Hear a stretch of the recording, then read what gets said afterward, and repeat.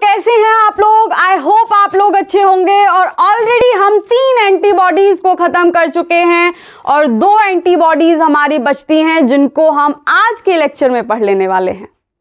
तो वो 2 एंटीबॉडीज कौन सी हैं जिनके बारे में आज हम लोग डिस्कस करने वाले हैं? पहली एंटीबॉडी है IgE एंटीबॉडी और दूसरी एंटीबॉडी है IgD एंटीबॉडी। और अगर अभी तक आप लोगों ने बाकी 3 एंटीबॉडीज को नहीं देखा है तो जाकर देख लीजिए। मैं उन तीनों एंटीबॉडीज के वीडियोस के लिंक आपको डिस्क्रिप्शन में दे दूंगी। और इसी के साथ हम लोगों ने हिंज रीजन भी डिस्कस किया था, तो वो पता होना भी आप लोगों को ज़रूरी है, क्योंकि 3 एंटीबॉडीज होती हैं जिनके पास गर्दन होती है, यानी जिनके पास फ्लेक्सिबिलिटी प्रोवाइड करने के लिए एक रीजन होता है जिसको हम हिंज रीजन नाम देते हैं, और वो उन एंटीबॉडीज की गर्दन होती है। और वो कौन कौन सी एंटीबॉडीज हैं इसके बारे में आप लोगों को तभी पता चलेगा जब आप लोग हिंज रीजन वाली वीडियो जाकर के चेक करेंगे। तो just go and check all those videos. Okay, तो आज हम स्टार्ट कर लेते हैं इन दोनों एंटीबॉडीज को। तो पहले बात करेंगे IgE एंटीबॉडी के बारे में। तो पहला पॉइंट लिखा हुआ है कि ये जो IgE एंटीबॉडी होती हैं ये मोनोमेरिक एंटीबॉडी होती हैं। मोनोमेरिक का मतलब है कि ये जो एंटीबॉडीज होती हैं IgE एंटीबॉडी, ये एंटीबॉडी बाइवेलेंट एंटीबॉडी की फॉर्म में ही होस्ट के अंदर प्रेजेंट होती हैं। और बाइवेलेंट का क्या मतलब होता है, इस बात से तो आप लोग भली भांति परिचित हो गए होंगे। तो बताओ मुझे क्या होता है बाइवेलेंट का मतलब? एक ऐसी एंटीबॉडी जिसके पास 2 पैराटोप्स हों। मान लो ये हमारी IgE एंटीबॉडी है,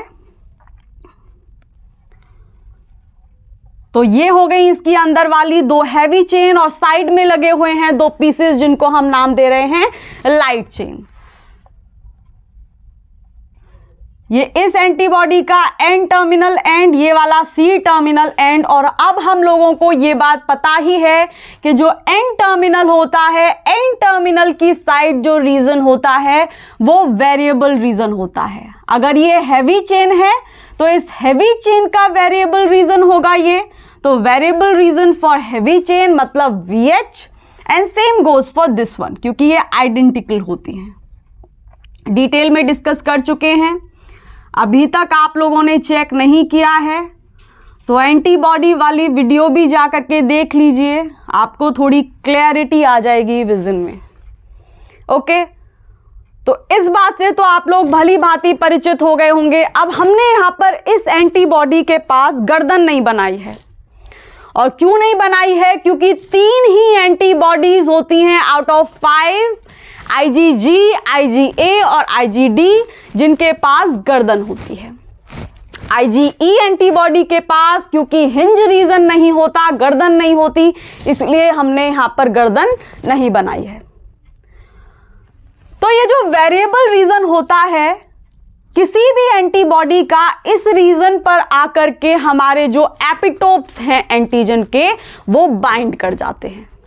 तो इस एंटीबॉडी के पास कितने एंटीजन बाइंडिंग साइट हैं, मतलब कितने पैराटोप्स हैं, मैं ब्लैक से इंडिकेट कर रही हूं एंटीजन बाइंडिंग साइट को। यह इस स्पेसिफिक यानी मोनोमेरिक IgE एंटीबॉडी के पास किसी भी एंटीजन के सिर्फ 2 एपिटोप्स बाइंड कर सकते हैं, यानी इसके पास सिर्फ 2 एंटीजन बाइंडिंग साइट हैं। इसी वजह से इसको हम बाय मतलब 2 वेलेंट मतलब वैलेंसी मतलब 2 ही एंटीजन यहां आकर बाइंड कर सकते हैं। इसीलिए ये जो IgE एंटीबॉडी होती है ये होस्ट की बॉडी के अंदर मोनोमेरिक फॉर्म या फिर बाइवेलेंट एंटीबॉडी की फॉर्म में प्रेजेंट होती है।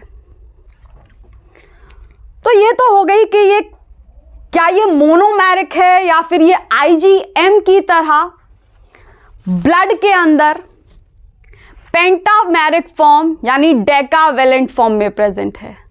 तो इतनी बात समझ में आ गई कि नहीं, ये ज़्यादा वेलेंट नहीं होती है, ये सिर्फ बाइवेलेंट होती है। तो अब दूसरी बात ये आएगी कि होस्ट की बॉडी के अंदर किस तरीके के पैथोजेंस को या फिर किस तरीके के रिएक्शंस को ये IgE एंटीबॉडी होने से रोकती है।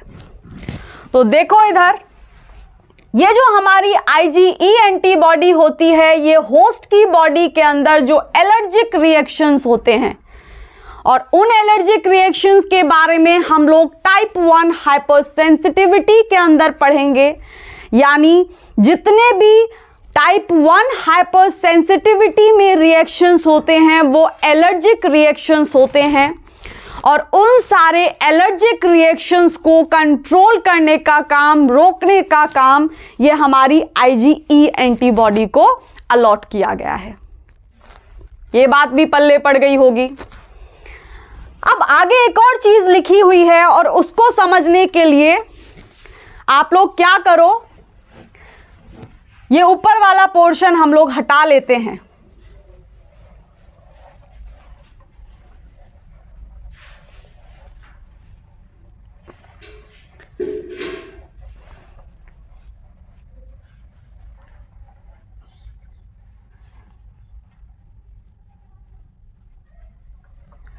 अब बात कर लेते हैं ये जो IgE एंटीबॉडी होती है ये काम किस तरीके से करती है। हम लोगों ने ये तो देख लिया कि ये IgE एंटीबॉडी एलर्जिक रिएक्शंस को कंट्रोल करती है, यानी कि टाइप 1 हाइपरसेंसिटिविटी में इन्वॉल्व होती है। लेकिन किस तरीके से इन्वॉल्व होती है वो इधर देखो।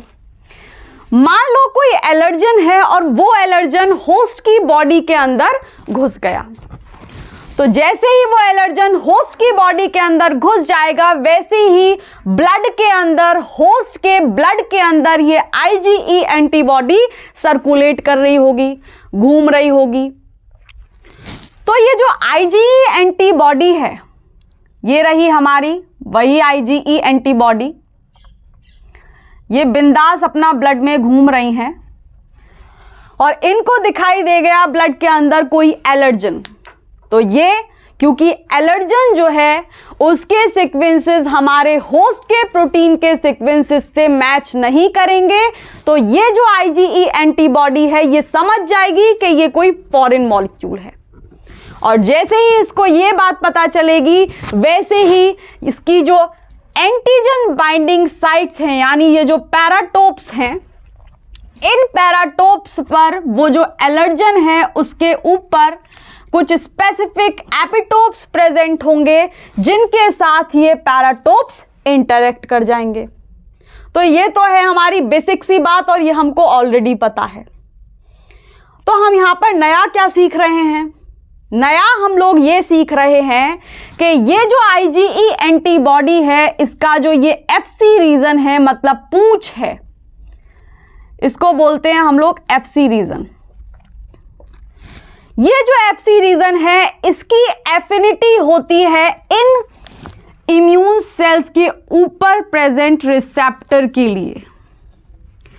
यानी जैसे ही इस IgE एंटीबॉडी को ये एंटीजन मिलेगा यानी ये एलर्जन होस्ट की बॉडी में घूमता हुआ दिखाई देगा, वैसे ही ये अपनी एंटीजन बाइंडिंग साइट यानी कि पैराटोप के हेल्प से उस एंटीजन के एपिटोप्स के साथ इंटरेक्ट कर जाएगी, और जैसे ही ये इंटरेक्शन होगा ये IgE एंटीबॉडी इनमें से किसी सेल के, किसी इम्यून सेल के पास भागना स्टार्ट कर देगी।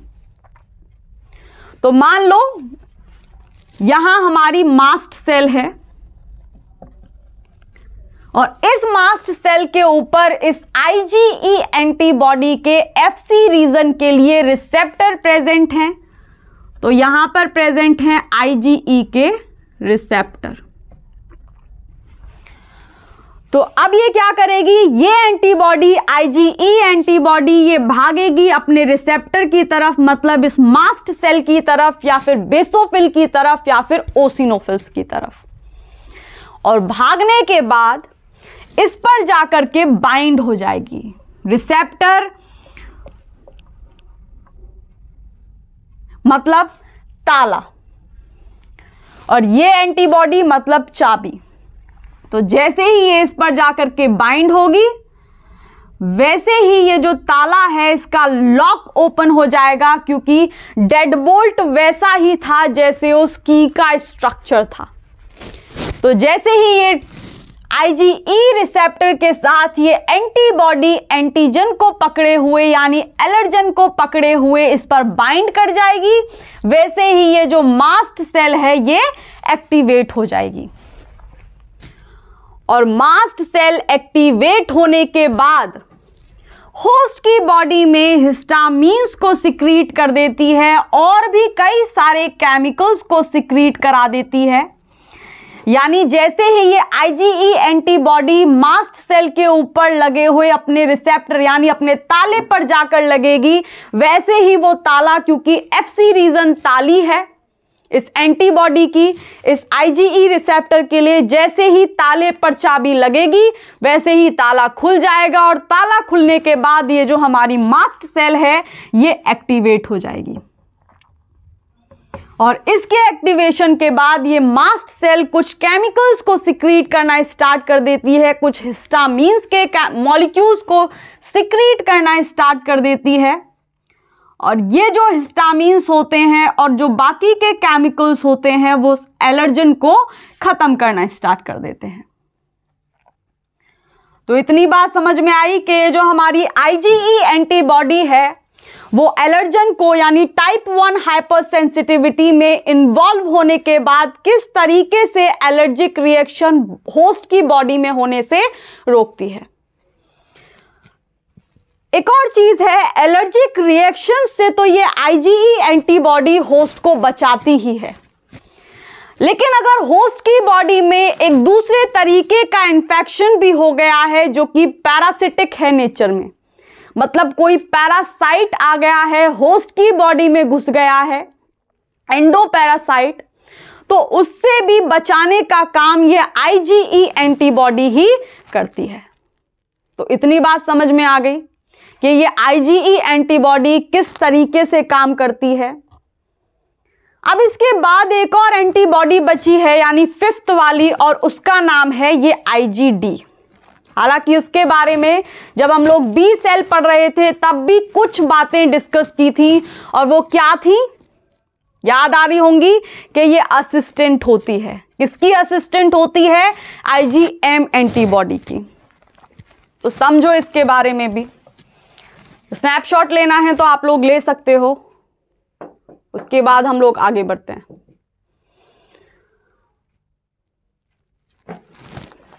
चलो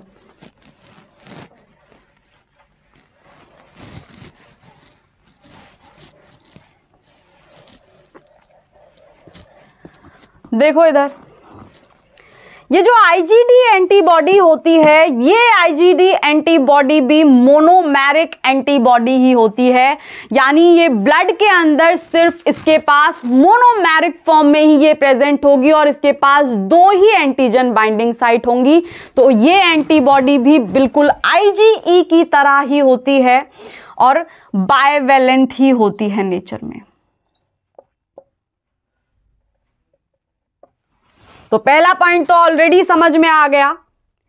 अब दूसरी बात लिखी हुई है कि ये जो IgD एंटीबॉडी है ये बी सेल के सरफेस पर एक्सप्रेस होती है, दूसरी किस एंटीबॉडी के साथ?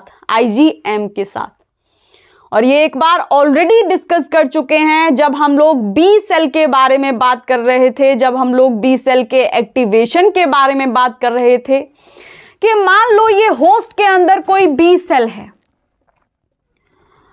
और जब इस बी सेल का मैच्योरेशन हो जाता है कंप्लीट, यानी जब ये बी सेल बड़ी हो जाती है, तो बड़े होने के बाद इसके पास एक मॉलिक्यूल आता है जिसको हम BCR बोलते हैं, यानी इसका बी सेल रिसेप्टर। और वही बी सेल रिसेप्टर की हेल्प से ये जो बी सेल है ये किसी भी एंटीजन के जो एपिटोप्स होते हैं उनको पकड़ लेती है। और उस BCR के अंदर 2 एंटीबॉडीज हम लोगों ने देखी थी। पहली एंटीबॉडी होती है IgM और दूसरी एंटीबॉडी होती है IgD।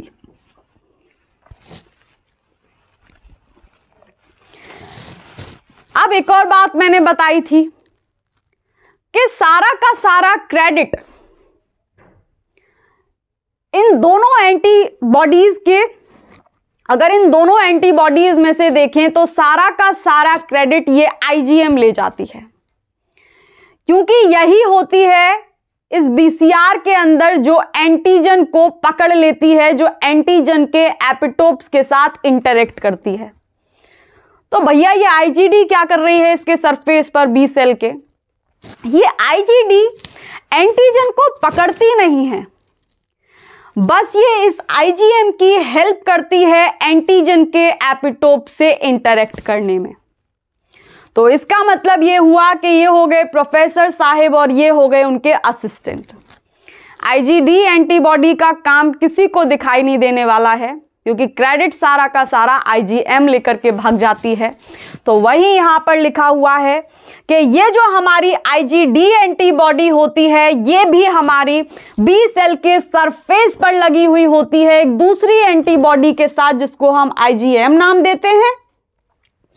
और ये दोनों एंटीबॉडीज मिलकर के इस बी सेल का एक कंप्लीट बीसीआर बना देती हैं, यानी बी सेल रिसेप्टर बना देती हैं, यानी ताला तैयार हो गया, चाबी फॉरेन मॉलिक्यूल लेकर के आएगा।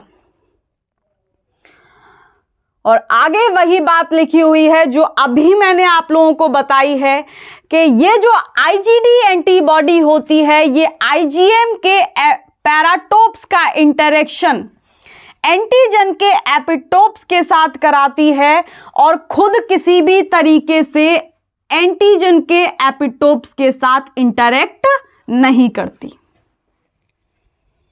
तो इतनी बात भी पल्ले पड़ गई होगी कि आईजीडी असिस्टेंट हैं, पीछे रह के ही काम करती हैं, क्रेडिट सारा आईजीएम लेकर के भाग जाती हैं, यानी आईजीएम को पीछे से सपोर्ट करती रहती हैं।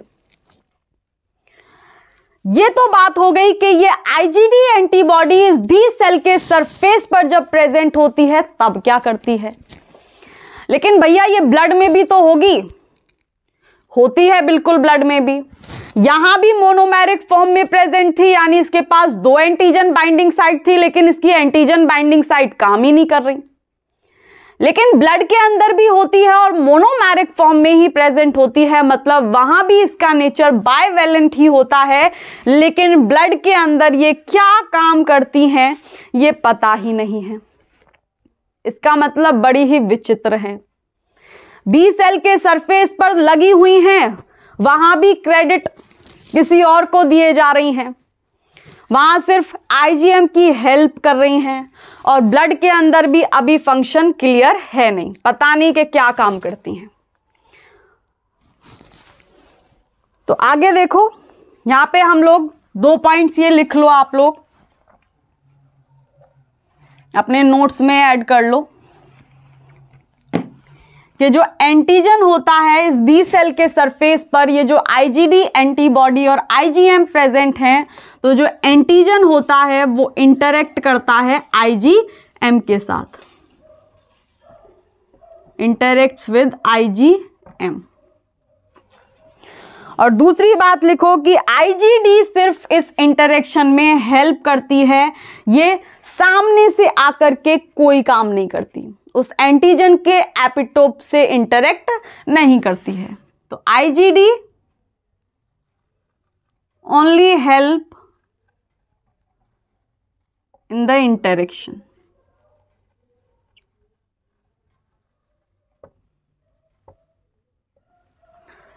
ठीक है,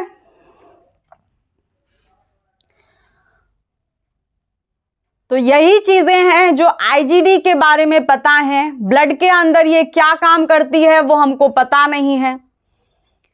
इस बी सेल के सरफेस पर यानी मेम्ब्रेन के प्रोटीन की फॉर्म में प्रेजेंट होती है, लेकिन यहां पर भी ये कोई खास काम नहीं करती है, सिर्फ आईजीएम को हेल्प करती है। तो इसी के साथ ये टॉपिक खत्म होता है। और अगर आप लोगों ने अभी तक चैनल को सब्सक्राइब नहीं किया है देन सब्सक्राइब इट, और जो वीडियोस हैं इनको आप अपने फ्रेंड्स को भी शेयर कर दीजिए ताकि वो लोग भी प्रिपेयर कर सकें जिस एग्जाम के लिए आप लोग प्रिपेयर कर रहे हैं।